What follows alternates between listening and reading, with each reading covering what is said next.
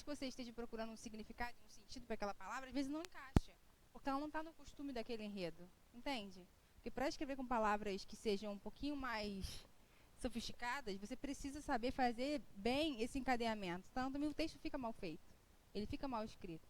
Então, assim, palavras difíceis, a gente pode perceber que nesses textos nota 1000, a gente não tem palavras que sejam dificílimas. Os caras escrevem de maneira simples, entre uma palavra ou outra, que a gente não conheça talvez o significado, mas não é um texto dificílimo, não é incompreensível, não são palavras muito rebuscadas. É uma linguagem mais simples.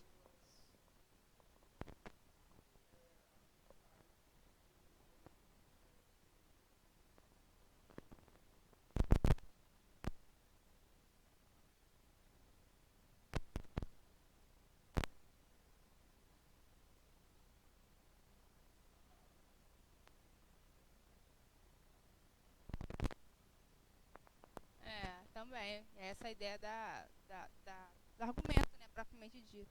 Foi, Gabriel? Posso começar aqui em casa? Bom dia, pessoal de casa. Me dá um ok para a imagem e som, por favor. Todo mundo deu ok aí? Ok? Tá, beleza. É o seguinte, hoje o que eu quero com vocês é um teste. Um teste. Tudo que a gente já viu aqui, vocês vão rever. A minha questão é, vocês lembram? Então, assim, vamos supor que eu vou colocar a imagem de um autor aqui. Quero saber quem ele é e o que ele faz. Tá? Para ver se já é só o Mark que você lembra, né? Eu quero saber se vocês lembram, e aí vale o pessoal de casa também. E a ideia é massificar esse que a gente já viu. Desculpa, gente. A ideia é trazer a massificação desses que nós já vimos. Sair da câmera. Esse celular não está tirando mais o som. A ideia é que vocês possam massificar esses que vocês já viram, né? Para a gente começar a estudar outros. Então, que esses fiquem bem impregnados em vocês, né? Que esteja aí já no conhecimento intrínseco, para a gente começar a caminhar daqui para frente. Tá? É claro que vocês vão lembrar. Eu acho que sim. Ou como você ligaria aquele autor em qual assunto? Isso eu vou perguntar também. O que ele faz? Se ele é filósofo, se ele é sociólogo, de que século mais ou menos. Eu vou chegar.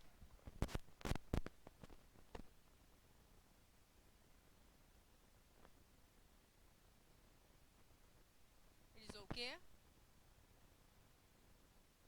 Djonga? Não conheço. Eu também conheço pouco de rap. Ah, sim, pode se usar música, pode se usar personalidades, né? A grande questão é se você faz isso bem feito.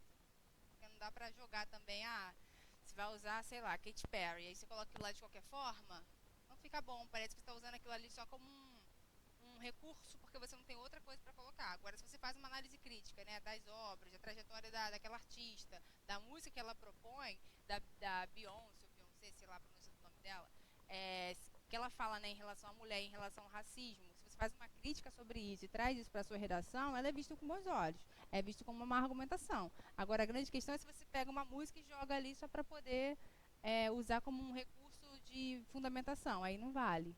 Né, não dá credibilidade para o examinador. Mas pode, fica bom também. Passa para mim, por favor. E aí tem que segurar, hoje tem que segurar bem, porque vocês já viram esse material, vai. Pode passar, pode passar.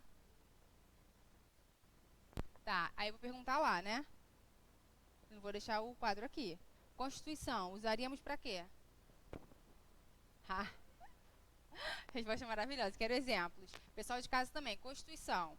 Usaríamos para quê? Hoje nós já falei, né? Acho que só não estava direcionado para a câmera. Mas vamos fazer um teste, né? O que vocês sabem acerca dos tópicos que nós já vimos?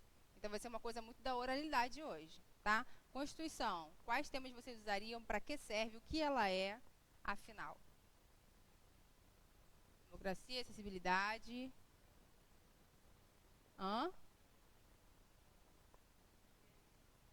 Direitos humanos. Direitos iguais. O que mais? Pessoal de casa, tá respondendo? Galera de casa? Galera de casa ainda tem outro artefato, né? Ele já falou, acessibilidade, acesso à educação, moradia, saúde, acesso ao lazer. O que mais?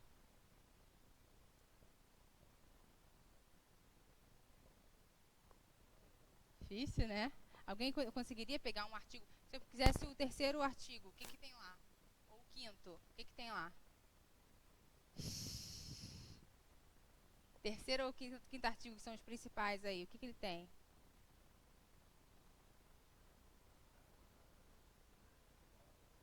Exatamente, né? Sobre todos os aspectos, sem discriminação de sexo, origem, cor, né? Sem discriminação nesse sentido. O que mais? Nada? Tá vendo como é difícil? É esse exercício que a gente precisa fazer, porque parece que a gente sabe, a gente até entende o que seja, mas na hora de falar ou mesmo de escrever, as palavras nos faltam. Então, por isso é esse exercício, né, diário. Direitos trabalhistas, sim. O quinto artigo, que é o mais completo, né? Volta lá no primeiro, para a gente poder ver o terceiro e o quinto, que são os mais completos. Se gravar ele, tá 10 pontos na frente. Volta para mim, por favor. Volta. O terceiro que fala da Constituição dos Direitos Fundamentais. Serve para tudo, né? Sociedade livre, justa, solidária. E o quinto que serve para tudo. A gente estava falando do quarto inciso, na verdade, do terceiro artigo, né? Aquele, ó. Sem discriminação de sexo, origem, cor, idade. O quinto serve para tudo, que é um pouco da distinção que não se pode ter, né? Sobre efeitos de qualquer natureza. Direito à vida, liberdade. Foi, na verdade, o que vocês mais lembraram em relação ao quinto artigo. Né? Mas se precisasse colocar lá o quinto artigo da Constituição, aborda, né? A gente não lembraria. Estaria perdida. Então tá. Pode passar, por favor. ONU. Se fosse usar a ONU, não precisa passar não. Segura aí. Senão eles vão ver. ONU. O que a ONU trata? O que é a ONU?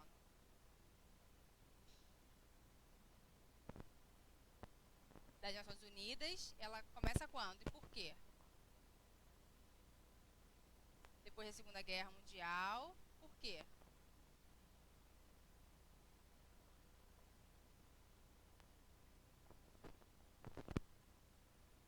Legislar? Juntar todos os países? Mas em prol de quê? A paz, né, que você falou? Promover a paz mundial e os direitos humanos. Então, essa é a intenção macro da ONU, né? Pode passar aí, por favor. Até que a galera tá afiadinha, né? Pode passar. A gente sabe que entre os países, né, o que mais tem poder aí com a ONU é os Estados Unidos, né? Eles não fazem nada sem o voto dos Estados Unidos. Pode passar. Estatuto da Criança, do Adolescente e do Idoso. O que nós teríamos para falar deles de uma forma assim mais abrangente, que pudesse resgatar os dois, sem olhar. Professor. Como? Trabalho escravo infantil, como o quê? Como o combate ao trabalho escravo? Sim, é proibido qualquer forma de negligência, de escravização, de exploração com crianças. O que mais?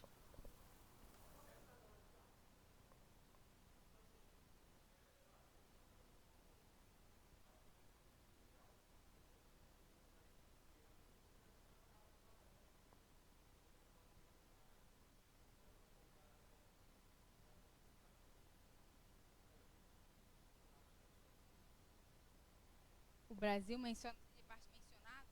Falou?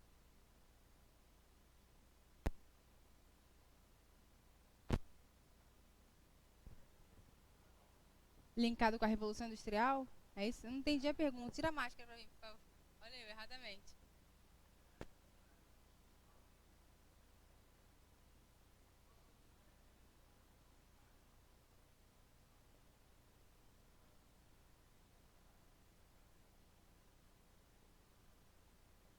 Sim, mas é porque no caso um está trazendo, né, o trabalho escravo e o outro combate o trabalho escravo. Vai ter que ver como é que você vai organizar isso, mas pode.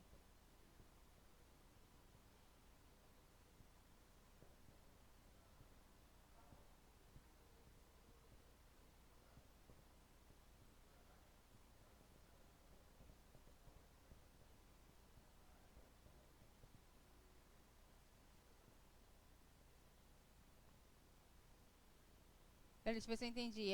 No caso, o estatuto estaria falando sobre. Ah, sim, claro, é porque o trabalho estaria ausentando a criança, sim, do seu espaço de lazer, do seu espaço de.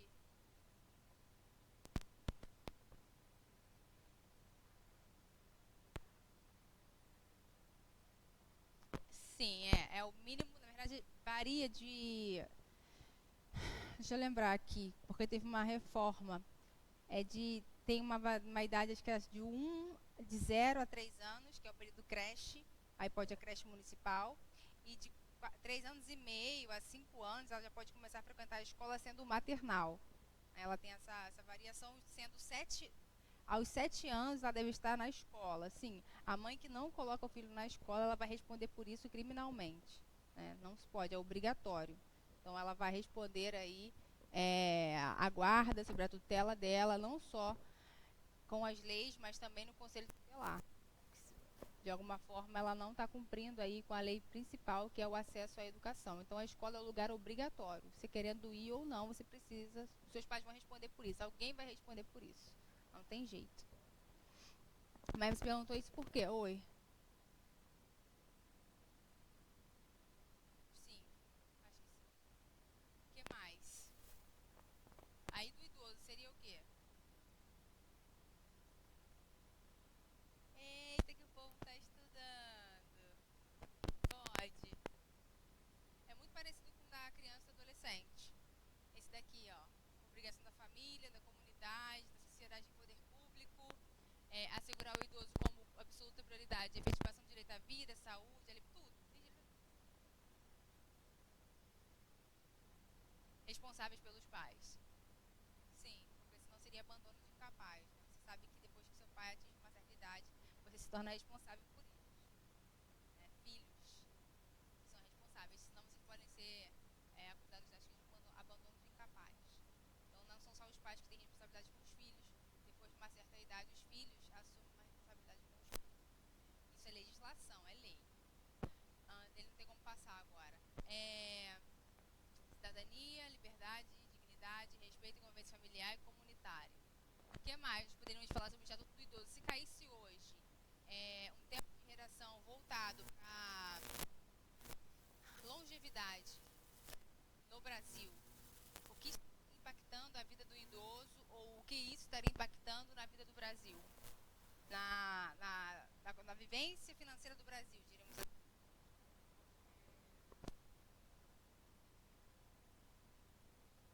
Sim, eles estão vivendo mais. O que isso ocasiona? O que isso provoca?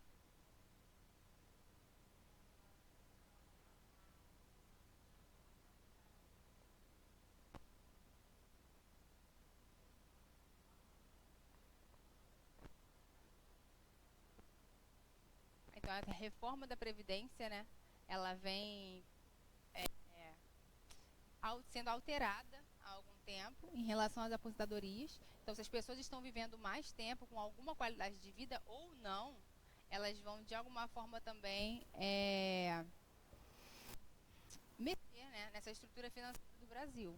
Óbvio. Agora, a questão é, os brasileiros têm qualidade de vida para trabalhar mais tempo?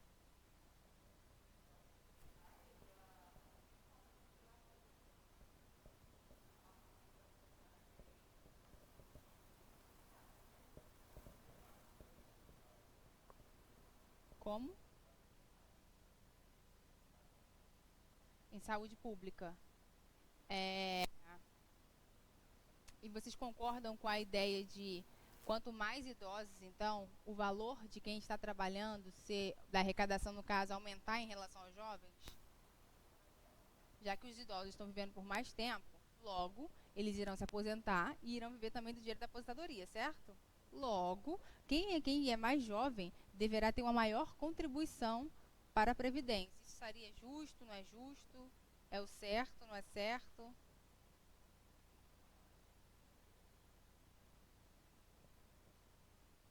Quem ganha mais contribui mais, quem ganha menos. Mas no Brasil funciona assim? Como é que funcionam esses impostos no Brasil? Existe um quantitativo, né? Para quem ganha 100 mil e para quem ganha 30, é o mesmo. Por exemplo. Então, de acordo com a reforma, seria quem ganha mais. E impostos sobre grandes fortunas? É uma posição pertinente para o Brasil? Ajudaria em relação à reforma da Previdência, em relação às questões do Brasil? As reformas sobre as grandes fortunas? Depende?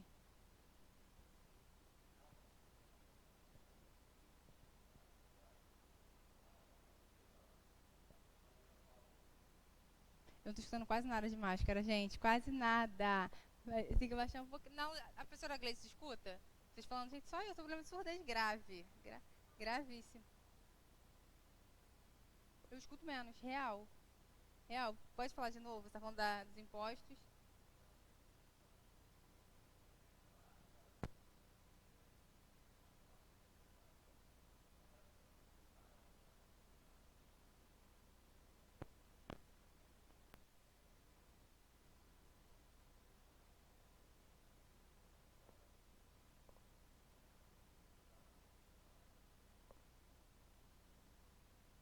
No caso, você tá falando sobre um olhar justo mesmo para quem tem grandes fortunas, né?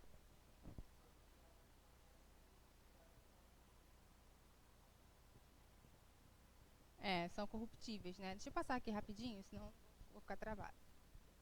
E tem alguém entrando aqui também.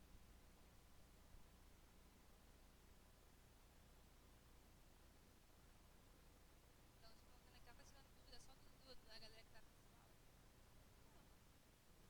Afeta a Previdência, se souberem responder, podem.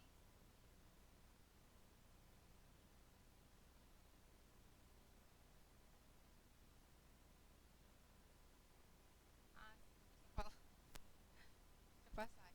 O que passa? Teoricamente seria aqui, né? Por enquanto. Enquanto a galera tá ouvindo.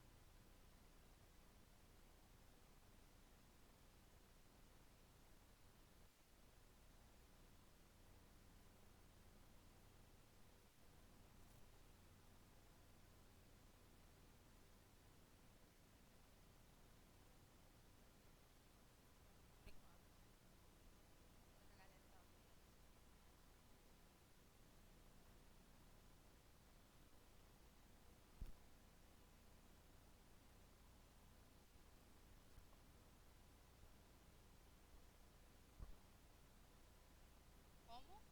Voltei. Como? Sem barba. Ele bem jovem, ele bem jovem. Notícias na redação. Como eu posso usar? Quais notícias hoje, né, vocês usariam? Se fosse para usar uma notícia atrelada a qual tema? Qual notícia hoje que está percorrendo a cabeça de vocês? Aonde eu posso usar essa notícia? E que notícia vocês trariam para atrelar a qual tema?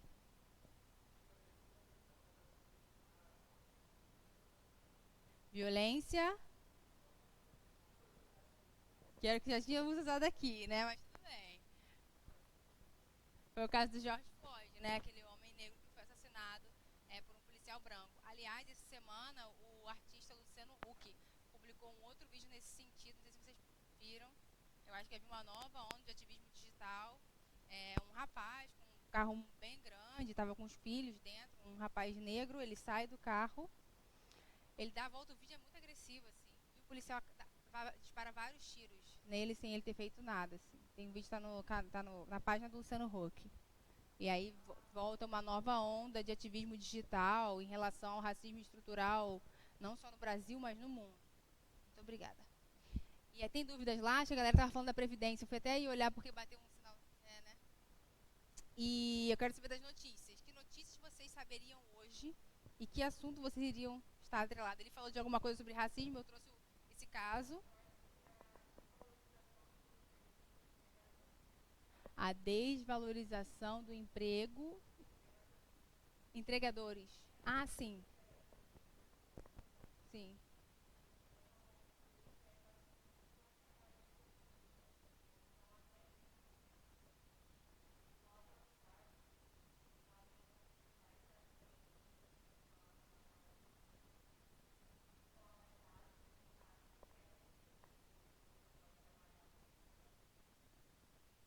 Eles não têm nenhuma seguridade, nenhum direito trabalhista, né?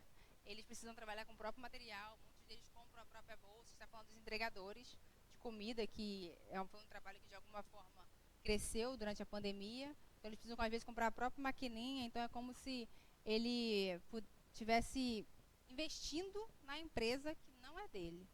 né? E ele só é o empregado e recebe mal por aquilo. Chega a trabalhar mais de 12 horas por dia, porque leva a ideia da produtividade, né? Quanto mais você trabalha, mais você ganha. No governo é a mesma coisa?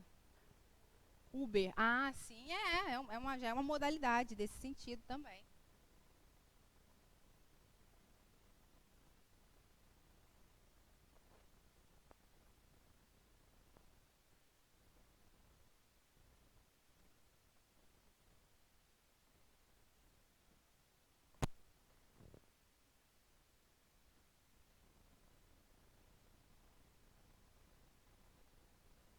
É o quê?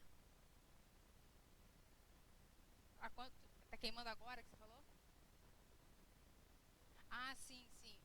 Essa semana, agora não sei se foi a revista Cult, que não tô lembrando o nome da revista específico, mas tem uma capa bem bonita de uma criança, né? De uma criança indígena, e aí ela tem lá, indígena versus Bolsonaro. Qual é o governo que mais é, combateu a cultura indígena em relação às terras, né? A apropriação de terras, por exemplo. E é uma pesquisa pertinente, porque a gente sabe que os indígenas eles fazem parte do patrimônio imaterial, né, do Brasil. Então, é em que medida a gente, enquanto brasileiros e que não cultuamos a cultura indígena, sabemos sobre ele, nos interessamos sobre isso e melhor, né? À medida que a gente não se informa, a gente contribui para que eles também sejam desapropriados de suas terras. À medida que a gente não se informa, à medida que a gente não busca, não luta, não fala sobre, não busca esses espaços também como lugar de frequência, né? Ali no Parque Lage tem uma, não sei se vocês já foram, tem uma oca, né? Bem grande. Algumas famílias moram lá e vivem daquele artesanato que é vendido também no Parque Lage e acontece algumas palestras, acho que são mensais. No site do Parque Lage tem lá. E aí você tem índios, né, obviamente, formados em advogado, eles são professores, são engenheiros, eles estão lá palestrando como uma forma do reconhecimento dos brasileiros em relação à cultura e material dos indígenas, para que eles possam continuar. Porque à medida também que a gente se isenta disso, nosso não conhecimento proporciona com que essa cultura, de alguma forma, ela seja deteriorada, né? Ninguém fala sobre isso, ninguém discute, ninguém vai a campo, e aí a gente vai acabar perdendo esse patrimônio. Se é que já não perdeu. Fora a venda do aquífero Guarani. Eu ainda não sei como isso está acontecendo ou aconteceu, mas parece que o aquífero Guarani, mais de, sei lá, 5.000 hectares, foi vendido. E aí eu não sei como isso acontece. Como é que você vende uma parte embaixo da terra para outra, sabe, para outro lugar? Eu não sei como isso acontece na burocracia, mas tem isso também. Muitas partes, né, de recursos naturais no Brasil estão sendo vendidas. E aí é uma questão, não começa agora, isso já começa governos atrás, mas está sendo consolidado agora. E é uma questão. O que mais?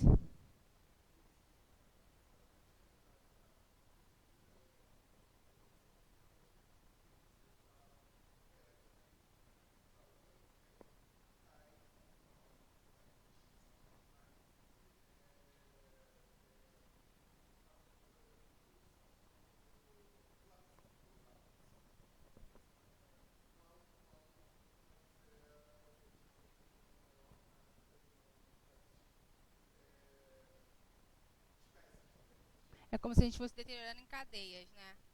Sim, tudo por conta do homem, né? Ou não, ou sim. E aí, os argumentos, oi.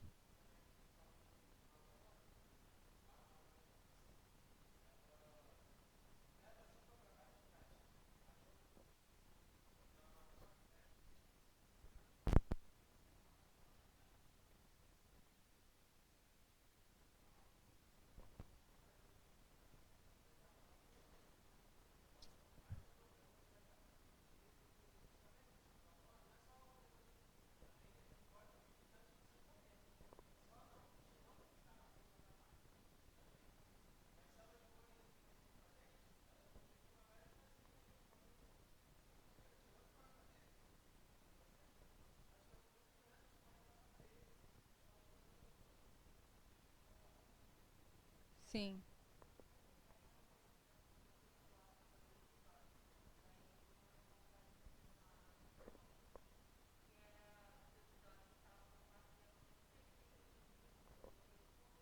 compartilhando.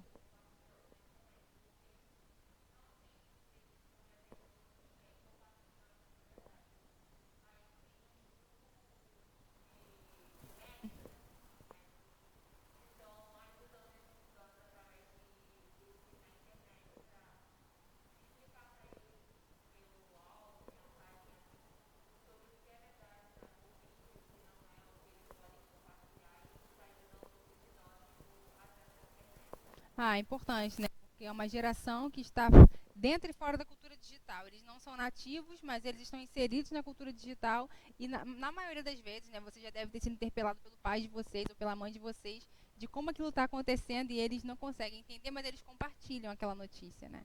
E aí é claro que a multiplicação dessa notícia encadeia de forma equivocada.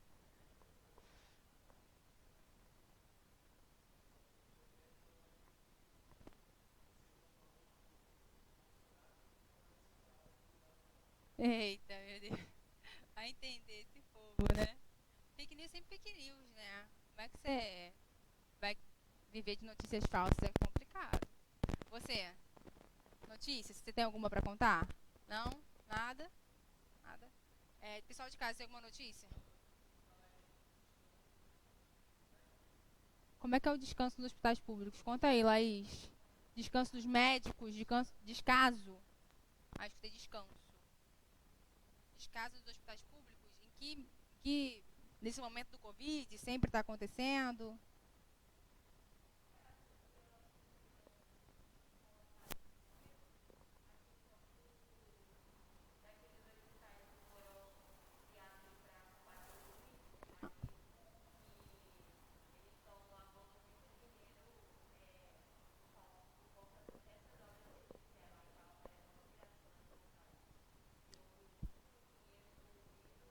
Na ampliação dos hospitais, né?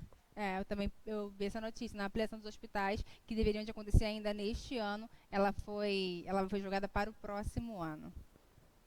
Aí eu fico pensando, por que o Covid vai acabar? Ele não vai acabar, ele só vai acabar depois, sabe, no ano que vem, porque a ampliação dos hospitais que deveriam estar acontecendo agora, elas foram jogadas para o próximo ano. Então já não sei mais o que pensar, né?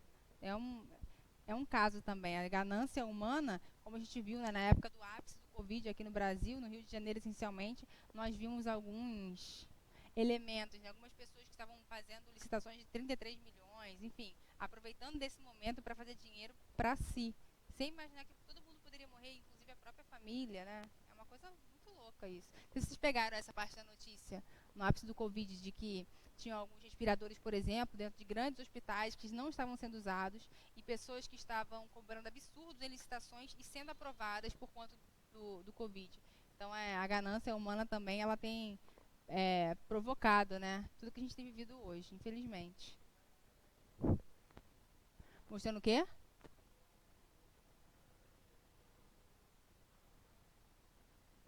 Pois é, eu vi na reportagem que aquele hospital do Into, né, que é um hospital muito grande aqui no Rio de Janeiro, vários respiradores estavam lacrados. Lacrados, enquanto pessoas estão morrendo, assim. Bem tenso. Então é legal essa ideia da notícia. Tem uma notícia que está pipocando também, que é uma notícia muito política, que é essa relação Estados Unidos-China. Não sei se vocês têm acompanhado aí, né, o presidente dos Estados Unidos está chamando o vírus não de coronavírus, mas sim vírus chinês, como se os chineses fossem os grandes provocadores e disseminadores do vírus, tendo em vista que eles se alimentam de animais silvestres, mas o Trump ele está fazendo algumas ele está fazendo algumas cutucadas em relação ao governo chinês, dizendo que eles promoveram tudo isso para retornar como uma grande potência mundial e retirar os Estados Unidos da jogada, tendo em vista o poder aquisitivo que a China hoje possui, né, em relação à mão de obra trabalhista. Então, tem uma discussão muito grande sobre isso. Será que os Estados Unidos vai perder esse lugar de poder para a China, né? Hã? Hegemonia será? Não sei, não acho impossível. Não, eu não acho impossível, mas vai dar trabalho, dor de cabeça, com certeza.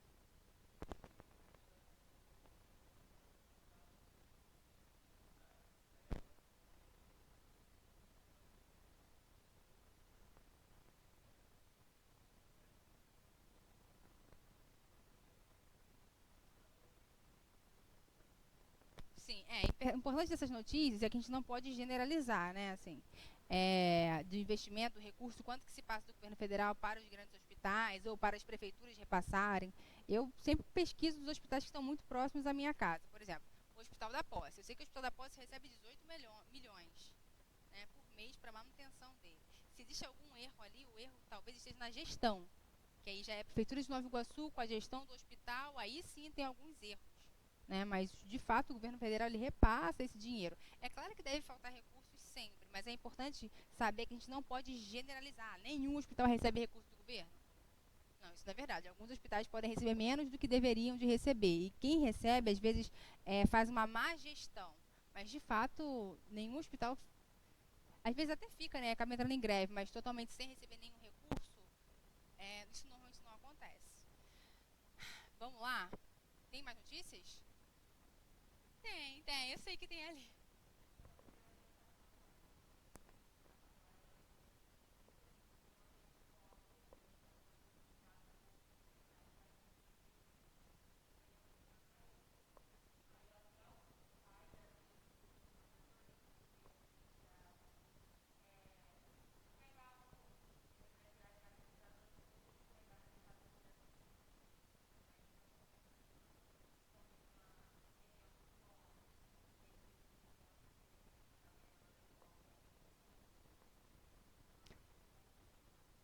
Em relação à merenda escolar, a gente tem uma galera recebendo a parte do auxílio,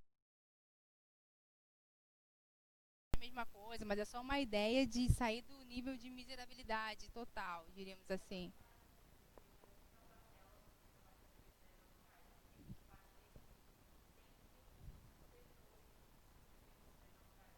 Quando tem Bolsa Família, já contribui. Eu não sei se soma ou só recebe um ou outro.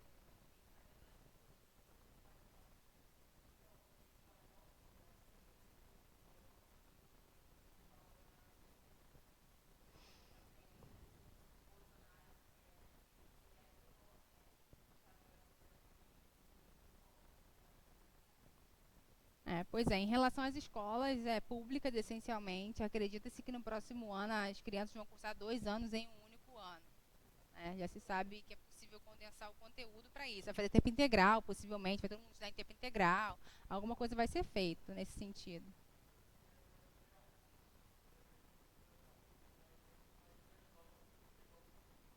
Vai pegar os livros? Que loucura, né?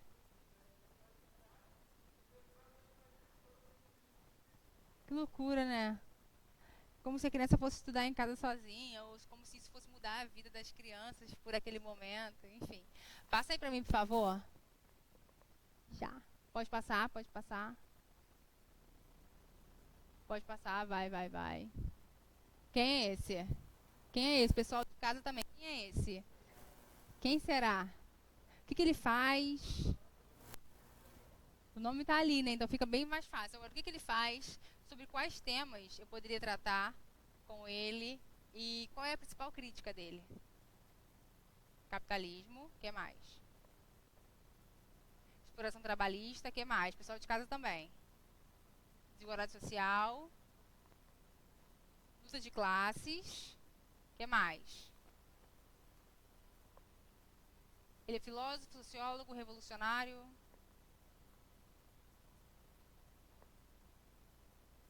Filósofo, ele também é revolucionário. O que mais? Já é alguma coisa. Vamos lá, pessoal de casa participando também. Economista, não lembro. Talvez seja. Passa aí pra eu ver. Economista? Passa um aí. Economista, sociólogo, historiador, jornalista. Muitas coisas, né? Também só estudou? Tô brincando. Até eu. Tô brincando. O que mais? Qual é a principal crítica? O que é o conceito de mais-valia? O que é mais-valia?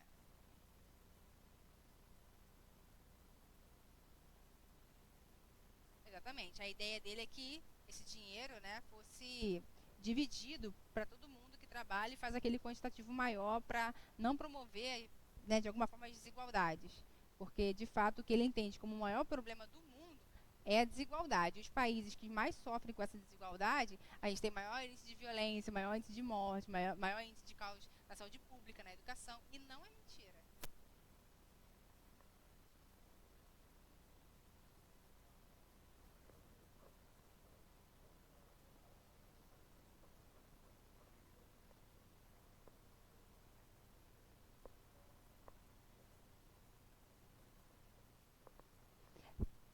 E esse pensamento ele é tão equivocado, né, de assim, uma menor parcela da população tem muito e a maior não tem nada.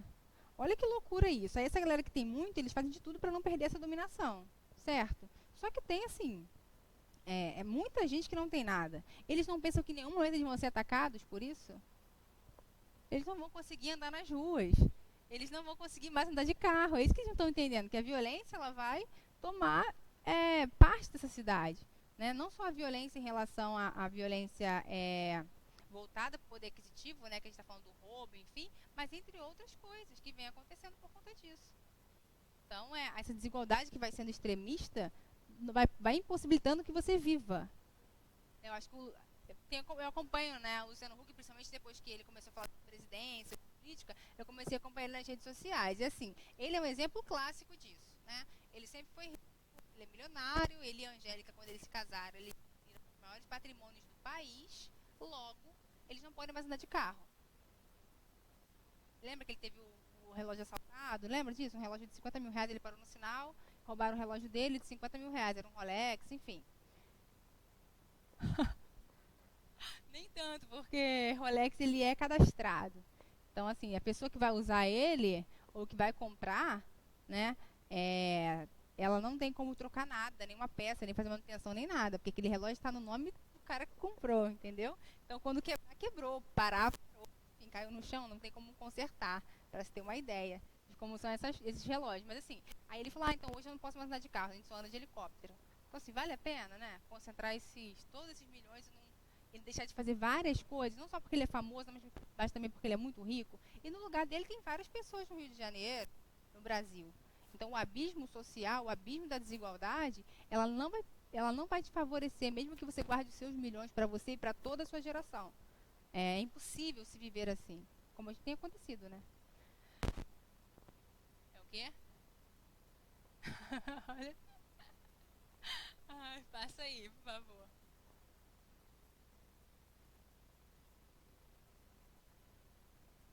Imagina o presidente que só. Todo cargo político vai ter esse risco. Todo cargo político vai ter esse risco. Todo mundo que é famoso vai correr esse risco de ameaças de morte, né? Por aí vai. Tem jeito. As pessoas só não me ameaçam porque não me conhecem, né? Só não ameaçam você porque não te conhecem. Se conhecer, na televisão é normal.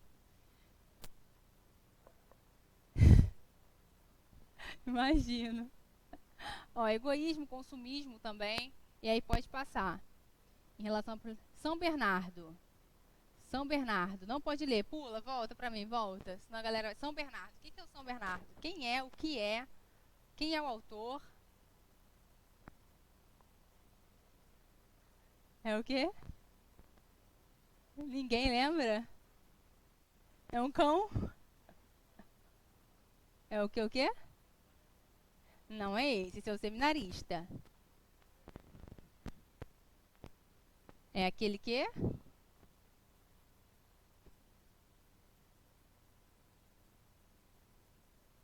Muito bem, é uma obra do Graciliano Ramos, já tá vendo lá? É do Graciliano Ramos, mas quem é o protagonista dessa história? O que ele teria a ver com Max? É o cachorro, São Bernardo? É o nome de uma fazenda. E começa o quê? Paulo Honório, tá? Paulo Honório às vezes cai em questões do Enem do nada. Aí eles trabalham interdiscursividade, intertextualidade. Peguei até uma questão na semana retrasada, estava lá. Ele queria que vocês fizessem a interdiscursividade, descobrissem uma questão do Enem. A intertextualidade e a interdiscursividade de uma HQ e com São Bernardo. Se você não conhece a história do cara, você não vai saber fazer o que está sendo cobrado na questão. Para você ver como o Enem cobra tudo isso junto.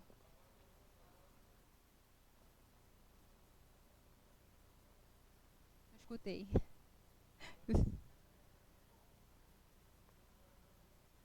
Adoram rico? Ué, mas os professores.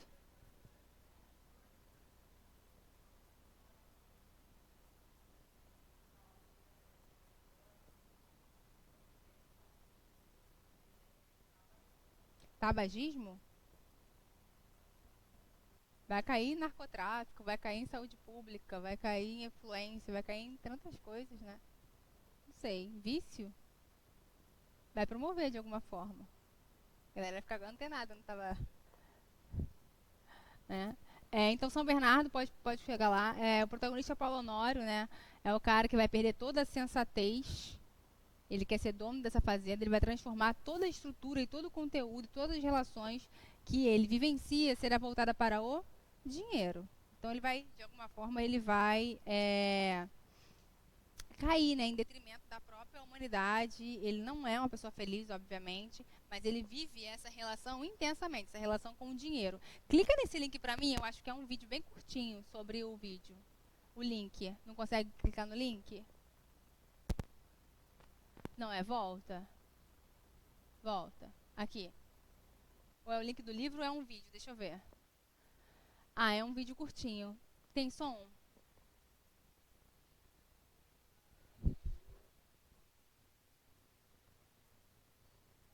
Coloca a legenda lá pra mim, por favor. Clica naquele primeiro. Isso.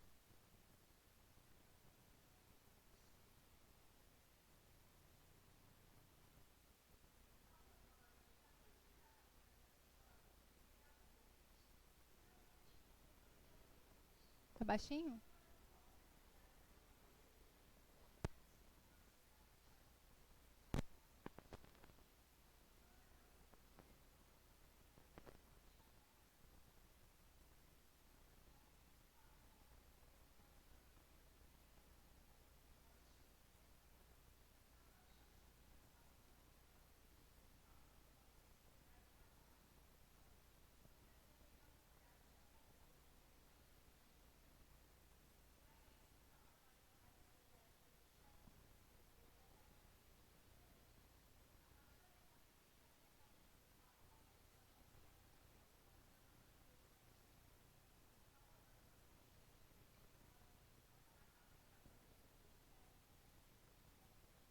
Ele manda matar todo mundo, vizinho, tudo.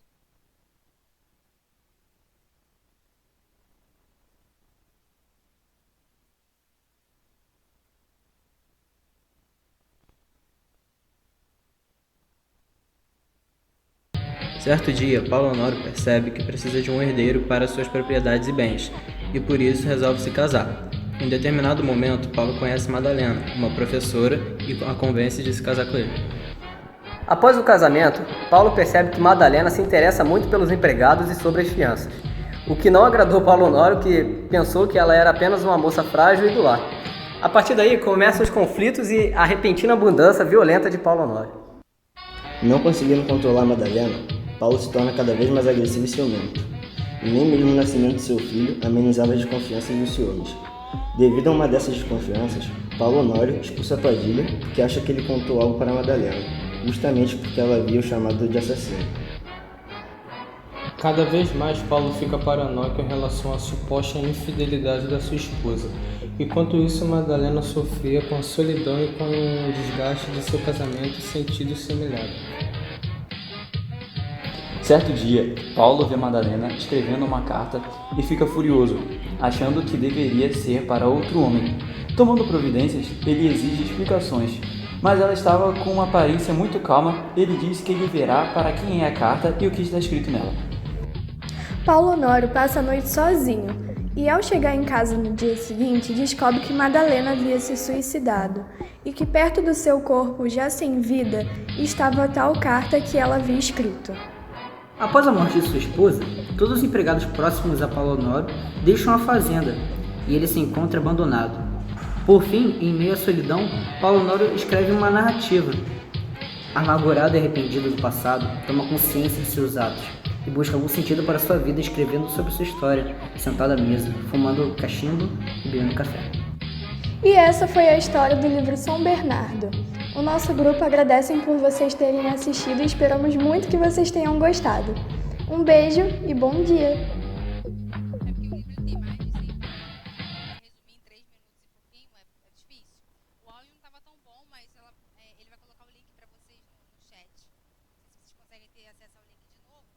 Material tá lá no Class e aí é só clicar no link, tá? Paulo Honório cabe para vários temas, tá vendo? E no final, ele acaba sem ninguém também. Então, é pra... obra. Graciliano é o autor.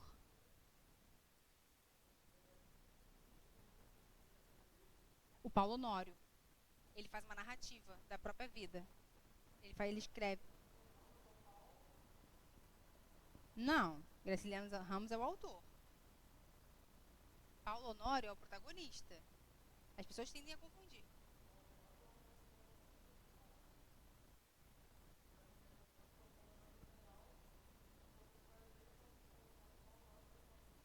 Não sei disso não.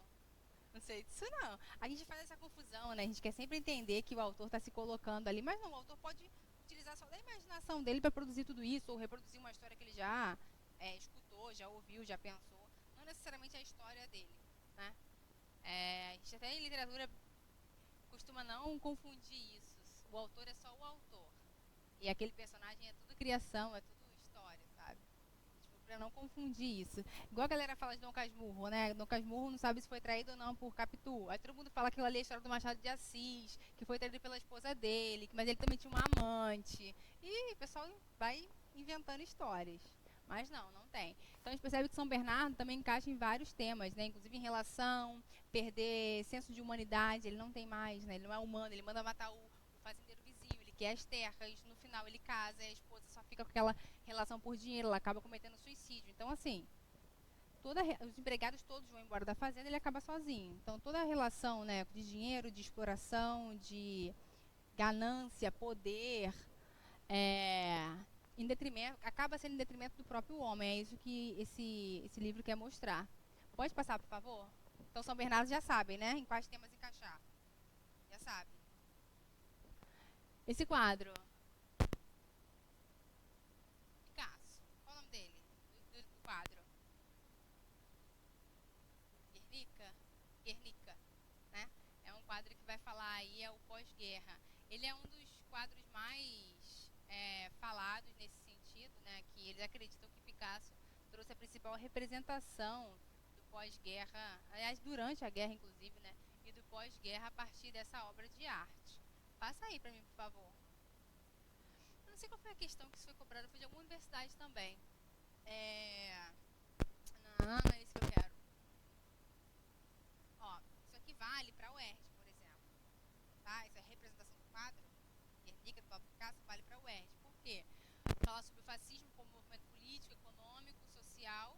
Né? Esse quadro tem essa representação. E alguns países europeus, após a Primeira Guerra Mundial, principalmente naqueles que enfrentavam graves crises econômicas, como a Itália e a Alemanha. Então, mesmo que ele seja, né, que Picasso esteja fora dessas áreas, ele trouxe a partir da arte uma formação, digamos assim, de expressão do que seria a guerra naquele momento, ou minimamente do que ela duraria. Ah, professora, para mim não faz o menor sentido colocar esse quadro, não entendi nada, não gosto do Picasso, acho ele um louco que faz aí ângulos, né, desconstrução do rosto, das formas. Eu não, mas, por exemplo, para o UERJ isso é interessante, tá?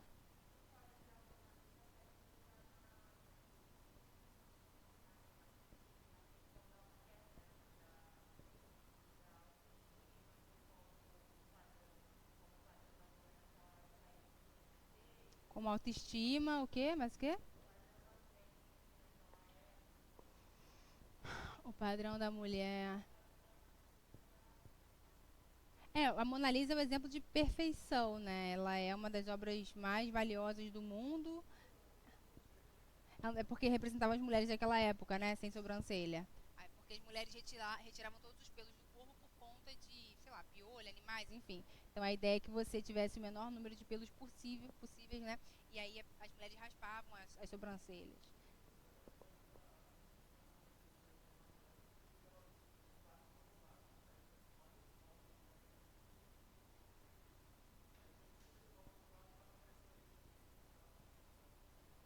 Mas é porque acredita-se que ela tem um sorriso alcançado por sorriso perfeito, né? Ele tem uma triangulação em formação do rosto, dela é um triângulo perfeito também, assim.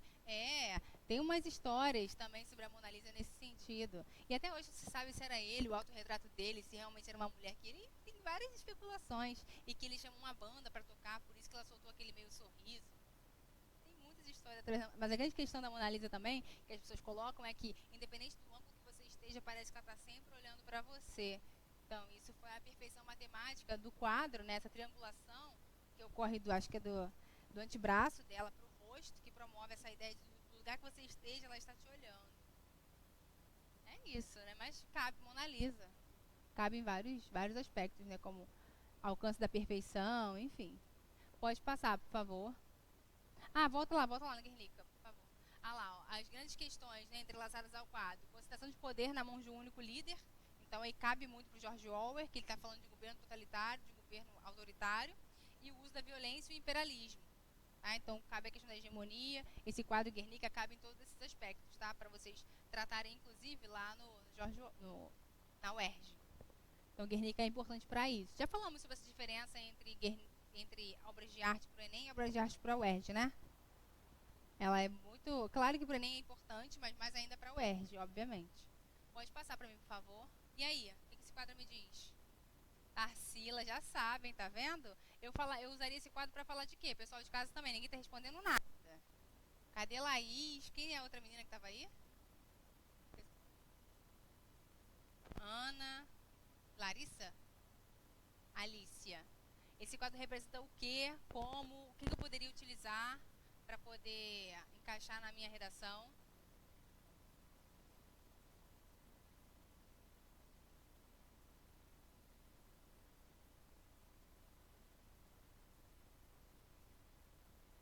Fala de quê? Diversidade étnica, sim. O que mais? Dificuldades, o que mais? Cansaço?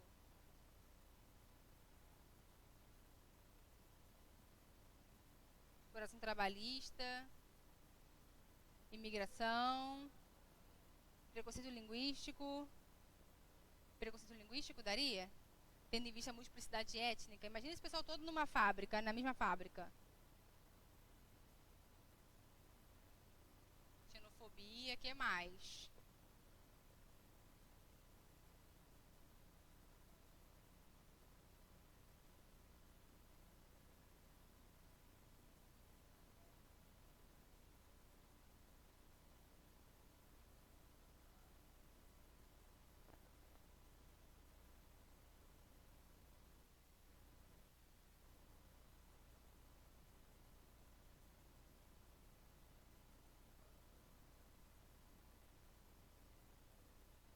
Então, traz essa ideia, né, da massificação do trabalho também.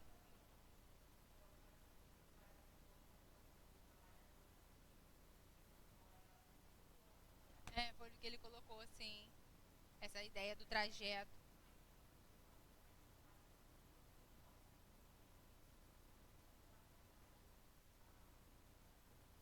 Sim, verdade.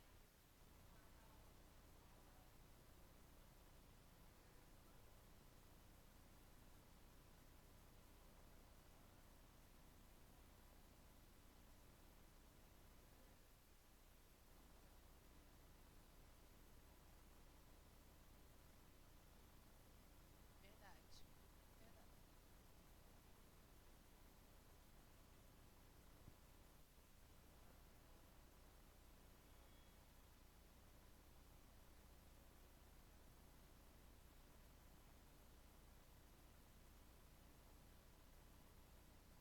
Qual quadro você está falando?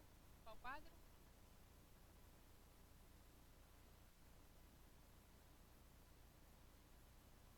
Em 33 você está falando. 22. Foi pintado por quem? Eu só consigo lembrar de Portinari. Não consigo lembrar, não sei esse quadro. Pesquisa aí, não vi esse quadro.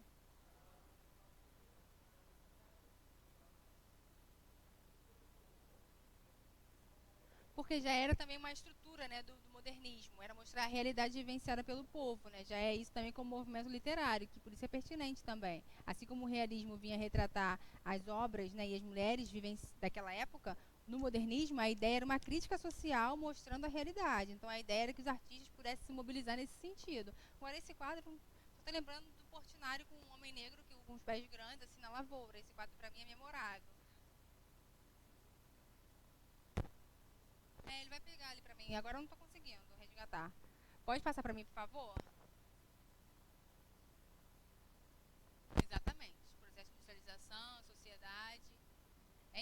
que mais? Pode passar. Pode passar, por favor. Ih, volta. Deixa só o nome dele. Pode deixar só o nome e a imagem dele. Isso. Arthur Schopenhauer. Filósofo, pessimista, alemão. Que mais? Consumismo. Por quê?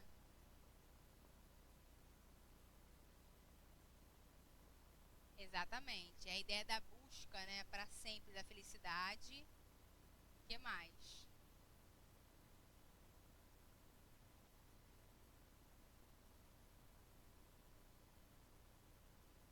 Tenta responder a no que tocante à ética, à arte, sim.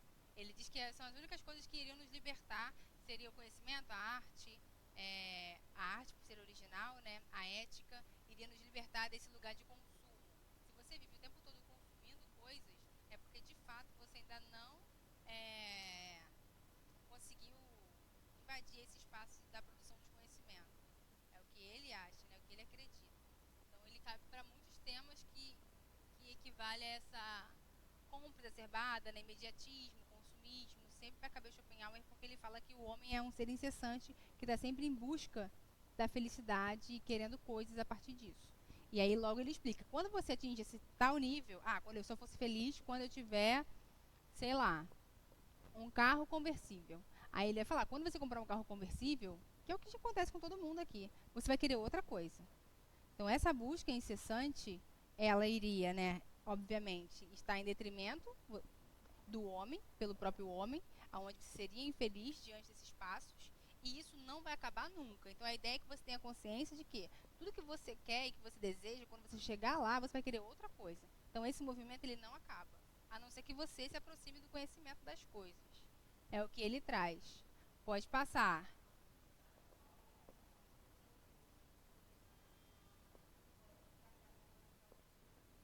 Que pode o quê?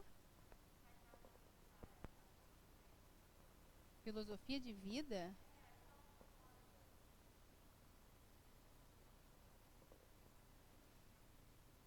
Carpe diem? Aproveite o momento? Deixa eu lembrar.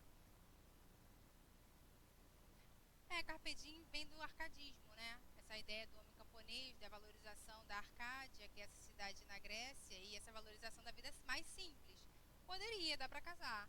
Dá pra casar os dois, porque ele fala exatamente pra gente se liberar, né? Se libertar disso, dessa essência do consumismo. E o Carpe Diem seria essa valorização do homem mais simples, essa valorização do homem do campo, essa valorização pelo dia a dia, né? Tem até uma fala do filme do Kung Fu Panda, que a tartaruga fala sobre isso, já perceberam?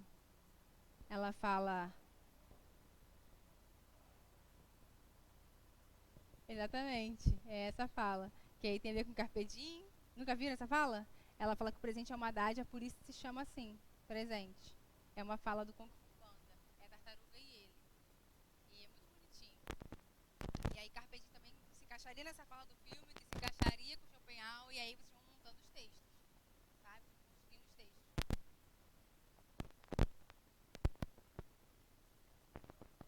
Qual filme?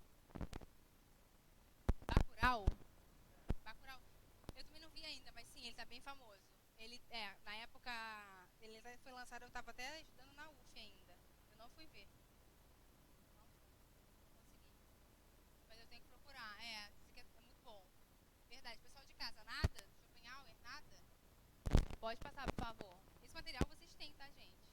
É importante consultá-los para poder não esquecer esse povo que tá aí. Pode passar, por favor. Pode passar. Tem modelos de desenvolvimento. Isso aí todo mundo sabe. Mas eu usaria Marta para falar sobre o quê? Mais o quê? Desvalorização do trabalho feminino. O que mais? Empoderamento feminino. O que mais? As conquistas. Sim.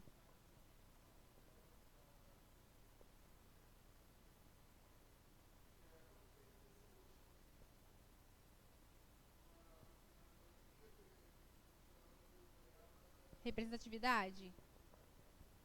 Sim, importante, verdade. O que mais? Diversidade?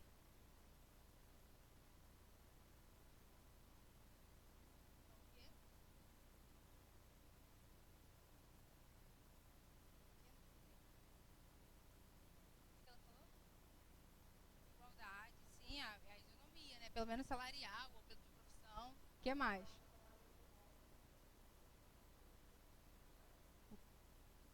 Não escutei.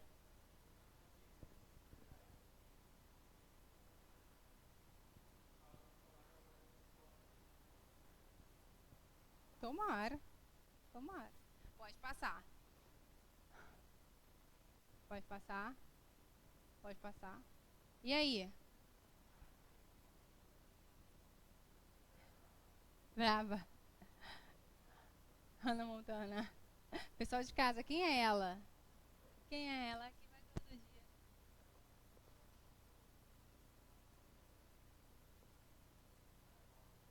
Banalidade do mal, né? Banalização do mal, Eichmann. E aí? Falaria, pra que eu usaria Hannah? Pra quê? Mas serviria pro Enem? Se você usar a mesma, os mesmos filósofos não vai ter problema, são corretores diferentes.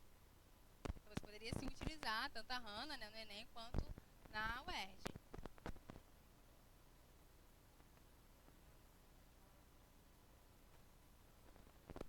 Como as pessoas ficam alienadas com uma ideia. Então ela fala sobre ausência de pensamento crítico, né?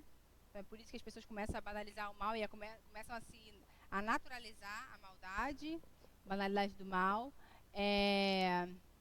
Ela fala sobre aparência no espaço público, né? Então a gente começou a construir determinadas aparências que condizem com pessoas se elas são mais ou boas, não é isso? Então ela fala sobre isso também, qual é o espaço, quais são as pessoas que estão.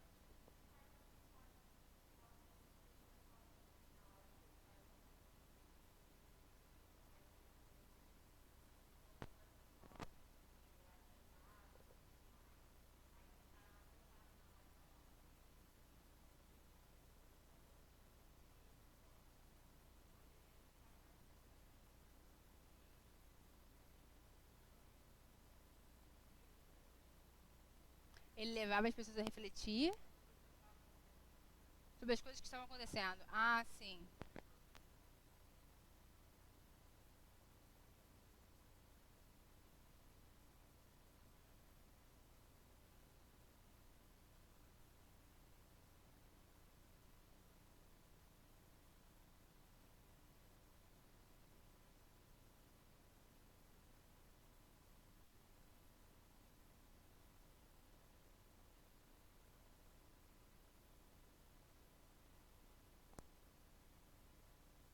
Preconceito, sim, porque o preconceito é a falta de pensamento crítico, de fato. Né? Se você consegue ter o pensamento crítico diante das coisas.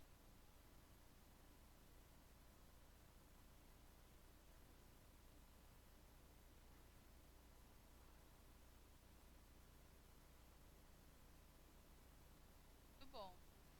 Pode passar, por favor. Gabriel, pega água pra mim, por favor. Água? Antes eu procurei garrafa, não tinha lá embaixo. Acho que todo mundo escutou. Pode passar. Pode passar. Pode passar. Pode. Aí vocês vão utilizar ela para falar de governos totalitários, né? Porque ela vai estudar isso. Ela vai falar de como se compõe um governo totalitário, de onde sai esse autoritarismo. E essencialmente ela vai explicar por que isso existe. Porque a população está alienada, a população está sem pensamento crítico. É isso que ela vai tratar. Ela vai tratar dessa origem do totalitarismo.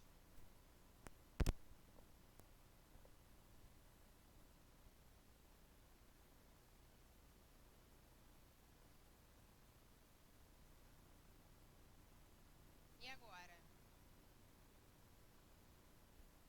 Sociólogo, o que mais? O que ele fala? Durkheim. O que ele fala? O nome dele é mais fácil, né, de produzir. Vou colocar lá, na redação. Suicídio, Freud também, né? O que mais? Ih!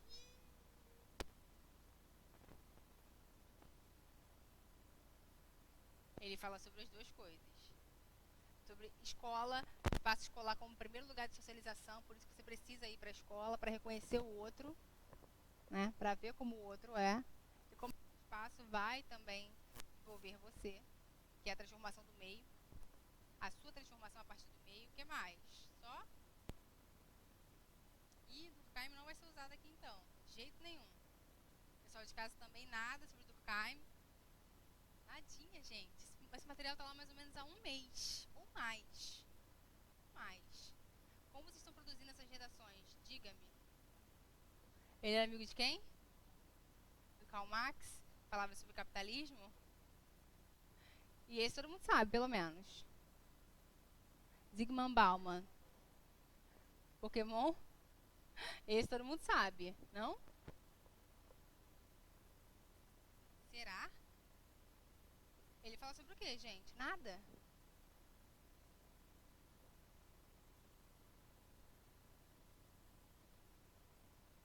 Jura? Vou deixar pensar. Tempo. Desigualdade. Vou dar uma dica. Fala sobre relações.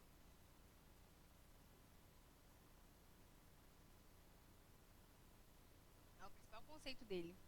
Relações humanas. Hã? Ah, não brinca.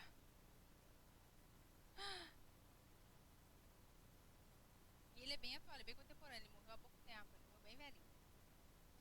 O Zygmunt Bauman, ele já inserido, né, nas novas tecnologias e falando sobre isso, ele vai tratar da questão da liquidez, modernidade líquida.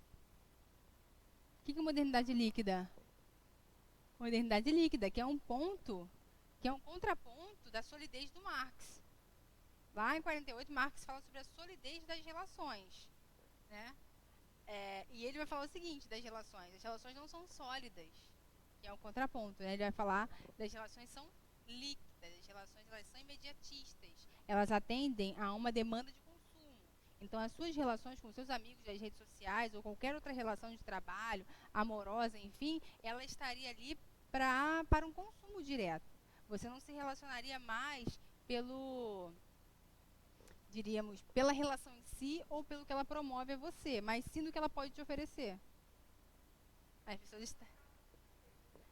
Exatamente.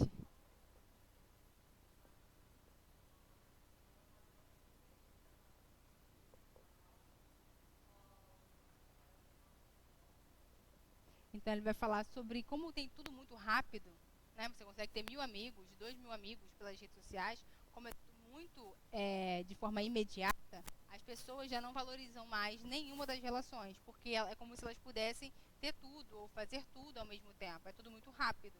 Então, de fato, as pessoas não valorizam mais as outras, não valorizam mais as relações, não valorizam mais nada. Porque é como se todo mundo tivesse tudo o tempo todo. Mas isso também é uma relação equivocada. Você não tem tudo de fato. Nem pode ter o tempo todo.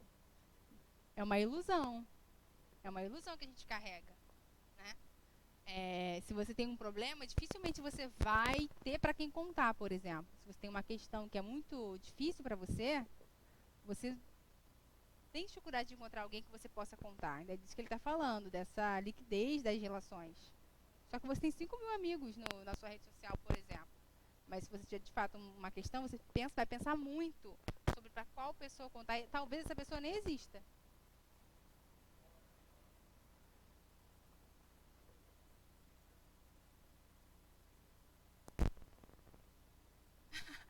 É o que? Tô triste.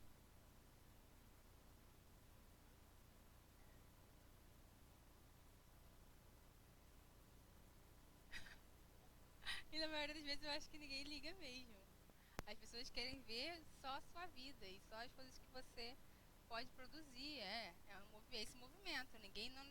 Não necessariamente as pessoas estão interessadas em você, mas no que você faz.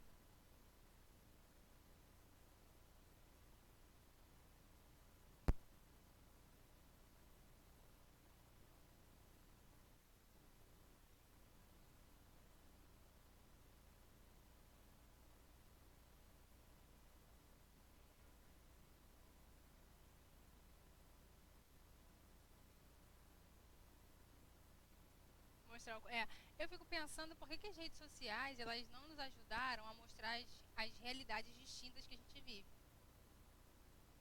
O ideal seria que a gente mostrasse as nossas realidades, feias ou bonitas, né? Legais ou não, para que eu conhecesse o que você vive, o que eu vivo. Mas se todo mundo quer sempre mostrar um corpo bonito na praia de biquíni, tá todo mundo postando as mesmas coisas, fica tudo mais do mesmo. Todo mundo só posta quando está de barco, todo mundo só posta quando está num lugar legal, ninguém mostra de fato o que é inovador.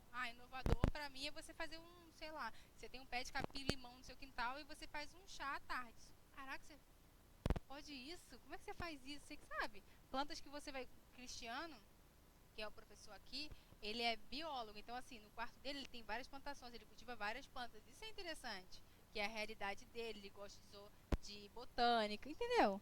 Essa seria a ideia das redes sociais, por exemplo. Passa pra mim, por favor.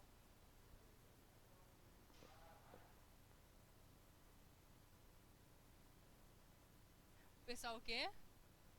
O pessoal o quê? Tem isso? Nunca vi. Sério? Pode passar. Lá, ele fala uma coisa que é muito legal. Ó, volta aqui, ó. Na era da informação, a invisibilidade é equivalente à morte. Se você não aparece, é como se você estivesse o quê? Morto. Morto. A pessoa não existe.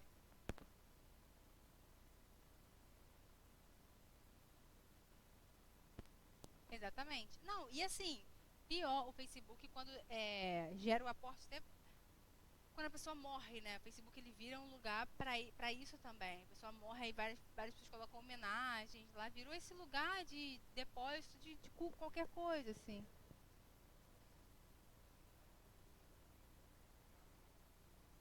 Pra descobrir de que exatamente. É uma loucura. Vamos fechar, faltam 5 minutinhos. Passa pra mim, por favor. É o quê?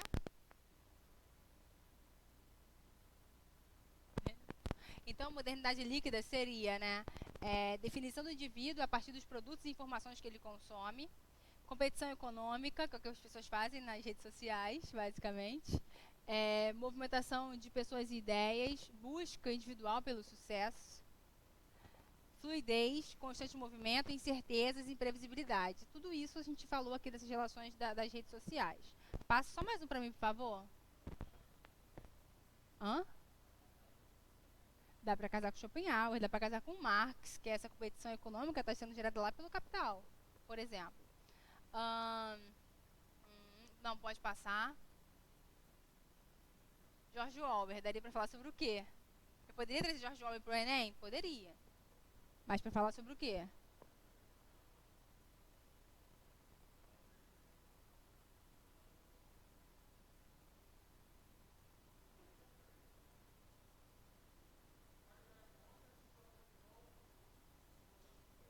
É o sonho do oprimido é ser o opressor, né? Paulo Freire.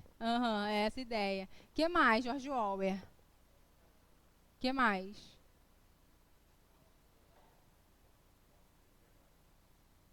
Falta de liberdade, vigilância constante. Que mais? Tá vendo, gente, como esse exercício? Parece que a gente já sabia sobre todos esses autores, mas na hora de falar ou colocar no papel, dá uma travada. Então hoje eu trouxe isso aqui porque não adianta agora a gente avançar, eu vou avançar com vocês. Vou trazer Nietzsche, vou trazer outras coisas. Só que vocês vão precisar já saber sobre isso aqui, obviamente.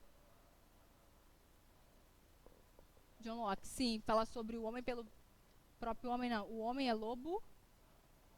Esse é o Hobbes. De quê? John Locke. Eu tenho que voltar, eu estou confundindo ele com Hobbes. Liberalismo? Soci? Vou brincar.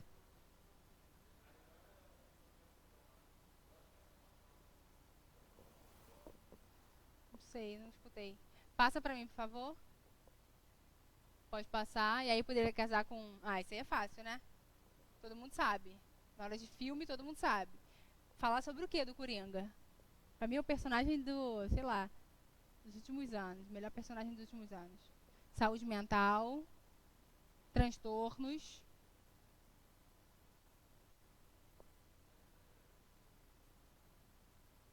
desigualdade, que mais?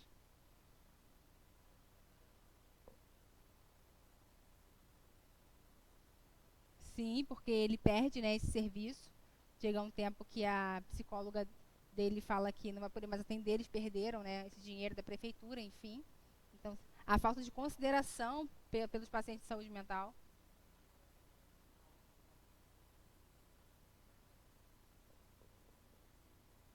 A desvalorização de algumas profissões, como por exemplo do palhaço, né? Isso é a desvalorização da profissão. Ele é um palhaço, ele está ali na rua, ele tá divulgando uma informação e as pessoas, no entanto, têm esse tipo de profissão como qualquer coisa. Então, a gente vive ainda essa falta, essa desvalorização das profissões. É como se você não precisasse nunca desse serviço ou nunca fosse usar esse recurso.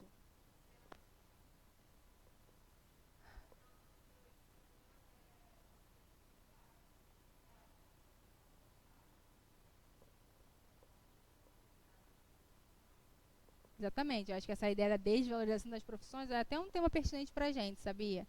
As pessoas tendem muito a fazer isso, né? O entregador de papel, não é nada, entregador de papel. Não, se você pega aquele papel e você caminha a partir daquilo, foi uma boa divulgação, fala.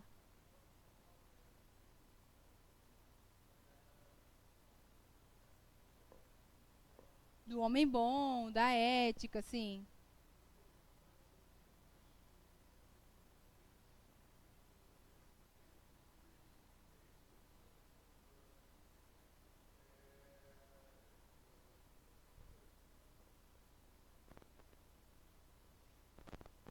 Porque a gente está numa sociedade onde você vale o que você tem, não o que você é, né?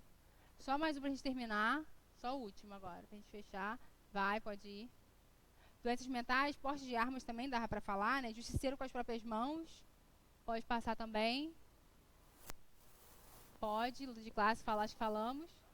Eu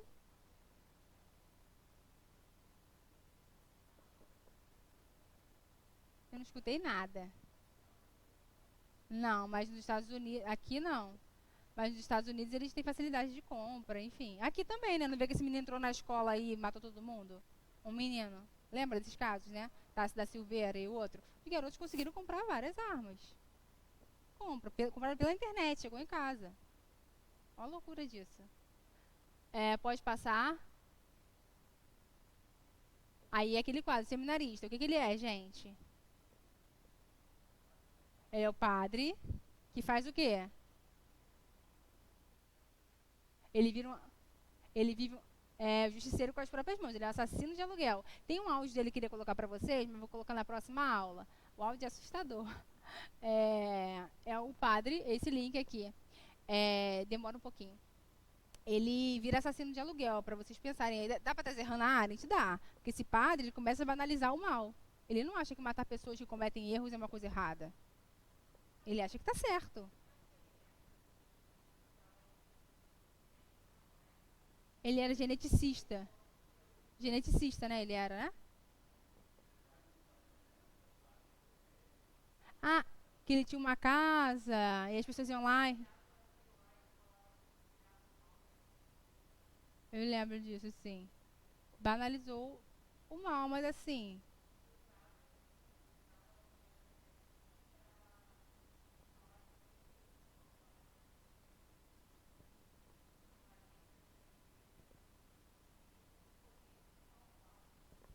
Aí a gente volta para o outro ponto. Falta de pensamento o quê? Crítico de quem? Dele ou da população que ia até ele? A alienação era da população que ia até ele sem pensamento crítico e acreditar que uma pessoa comum pode te curar. Enfim, não quero questionar a fé de ninguém, mas assim, minimamente você precisa entender. Não, existe fé, mas existem os médicos também que existem para me ajudar, né? A gente precisa...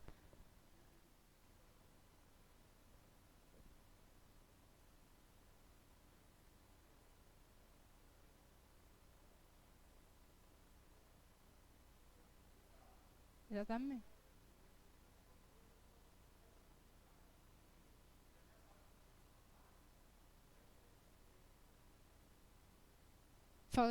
E aí, tem que, né, diante de uma ameaça, o que você faz? Pensamento crítico, faz uma denúncia, você vai até a polícia, que as pessoas ficam alienadas passando por isso.